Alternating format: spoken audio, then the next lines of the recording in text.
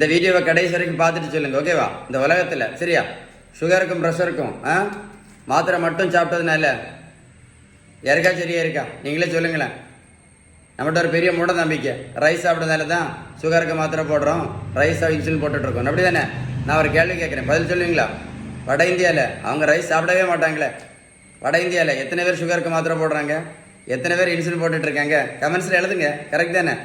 நடைபயிற்சி மட்டும் பண்ணனால யாராவது சுகர் மாத்திரை நடத்தியிருக்காங்களா, இல்லை இன்சுலின் நடத்தினாங்களா? நடைபயிற்சி மட்டும் பண்ணி, இல்லை நடைபயிற்சி மட்டும் பண்ணி யாராவது வெயிட்டை குறைச்சிருக்காங்களா? சொல்லுங்கள். 1 கிலோமீட்டர் நடைபயிற்சி பண்ணினா கூட 40லேருந்து 50 கேலரி மட்டும்தான் எரிக்க முடியும். அதில் நடைபயிற்சி மட்டும் பண்ணி எந்த மாத்திரையும் நடத்த முடியாது, எந்த இன்சுலின் நடத்த முடியாது, வெயிட்டு கண்டிப்பாக குறைக்க முடியாது. இந்த தம்பி பாருங்கள், 70 கிலோ வெயிட்டு குறைச்சிருக்கோம். 140லேருந்து 70 கிலோ. ப்ரோட்டீன் பவுடரும் கொடுக்கல, மாத்திரையும் கொடுக்கல, சூஸும் கொடுக்கல. கொடுத்தது எல்லாமே என்னது? பேலன்ஸ் டயட்டு மட்டும்தான். சிறுதானியம் மட்டும் சாப்பிட்டதுனால யாராவது சுகர் மாத்திரை நடத்தினாங்களா, இல்லை யாராவது இன்சுலின் நடத்தினாங்களா? சிறுதானியம் மட்டும் சாப்பிட்டு சொல்லுங்கள். வெந்தயம், ஆவாரம்பூ, கொய்யாயில, மாங்காயில கிரீன் டீ, மூக்கரட்டை கீரை, சிறுகுறிஞ்சான் பொடி, கருவேப்பிலை, கரிஞ்சீரகம், நெல்லிக்காய் ஜூஸ், நாவல் பழம், இது எல்லாமே நல்லது தான். நான் என்ன கேட்குறது, சாப்பிட்டதுனால யாராவது சுகர் மாத்திரை நடத்தினாங்களா?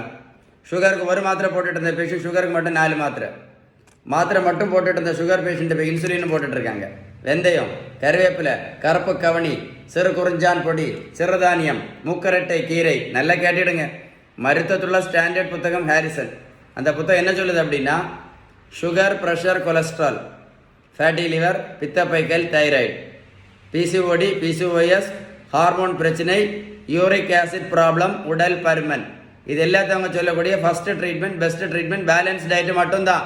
வீடியோ சேவ் பண்ணி வைங்க, போட்டு கேளுங்க. கடைசி தான் மாத்திரை. நீங்கள் பேலன்ஸ் டயட்டு கரெக்டாக ஃபாலோ பண்ணிங்கன்னா என்னாகும் தெரியுமா?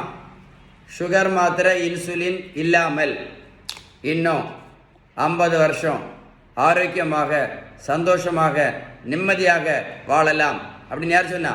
ஹாரிசன் புத்தகம் சொல்லுது. அதுக்கு பேர் தான் ரெமிஷன். சுகர் மாத்திரையும் இன்சுலினையும் நீங்கள் பேலன்ஸ் டயட் ஃபாலோ பண்ணிங்கன்னா நிரந்தரமாக நடத்தலான்னு சொல்லுது. யார் சொன்னா? ஹாரிசன் புத்தகம் சொல்லுது. வாழ்க்கையை வேஸ்ட் பண்ணாதுங்க. உங்களுக்கு பேலன்ஸ் டயட்டை பற்றி ஏதாவது சந்தேகம் இருந்தால் கண்டிப்பாக இந்த நம்பரில் கால் பண்ணி பேசுங்க. இந்த வீடியோவை உங்கள் ஃப்ரெண்ட்ஸுக்கு ஷேர் பண்ணி விடுங்க.